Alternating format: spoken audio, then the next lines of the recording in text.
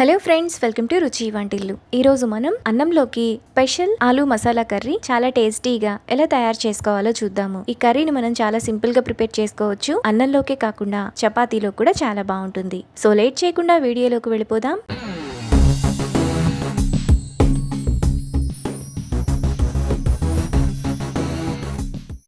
ముందుగా ఆలూ కర్రీ చేసుకోవడానికి స్టవ్ మీద పాన్ పెట్టుకొని 2 టేబుల్ స్పూన్లు పల్లీలు వేసుకొని మీడియం ఫ్లేమ్లో ఫ్రై చేసుకోవాలి.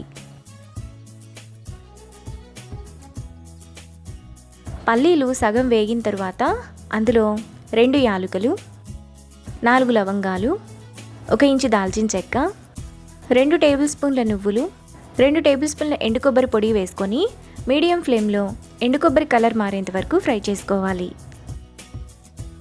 నువ్వులు ఎండు కొబ్బరి ఈ విధంగా వేగిన తర్వాత స్టవ్ ఆఫ్ చేసుకోవాలి. ఇప్పుడు ముందుగా మనం ఫ్రై చేసుకున్న పల్లీలు, ఎండు కొబ్బరి, నువ్వులను మిక్సీ జార్లోకి వేసుకోవాలి. ఇప్పుడు మూత పెట్టి ఒకసారి మిక్సీ వేసుకోవాలి. ఇలా మెత్తగా వేసుకున్నాక అరగ్లాస్ నీళ్లు పోసుకొని మెత్తటి పేస్ట్లా మిక్సీ వేసుకోవాలి.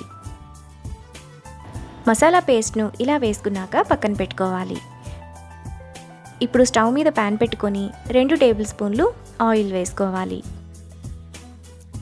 ఆయిల్ వేడైన తర్వాత 1 టీ స్పూన్ ఆవాలు, జీలకర్ర వేసుకొని ఆవాలు చిటపట్లాడేంత వరకు ఫ్రై చేసుకోవాలి. తాలింపు గింజలు వేగిన తర్వాత సన్నగా తరిగిన 1 ఉల్లిపాయ, 2 పచ్చిమిరపకాయలు, కొద్దిగా కరివేపాకు వేసుకొని ఉల్లిపాయలను ఫ్రై చేసుకోవాలి. ఉల్లిపాయలు ఈ విధంగా బాగా వేగిన తర్వాత 1/2 టీ స్పూన్ అల్లం వెల్లుల్లి పేస్ట్ వేసుకొని పచ్చివాసనంతా పోయేంత వరకు ఫ్రై చేసుకోవాలి.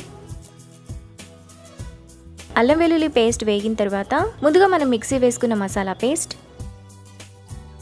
టేస్ట్కి తగినంత ఉప్పు, 1/2 టీ స్పూన్ పసుపు, 1 టీ స్పూన్ కారం,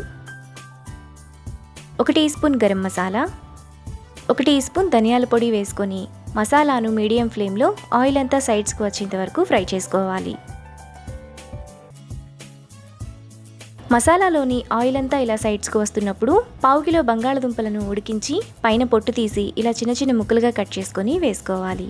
ఇప్పుడు చిన్న నిమ్మకాయ సైజ్ అంత చింతపండు రసం, 1 గ్లాసు నీళ్లు పోసుకొని కలుపుకోవాలి.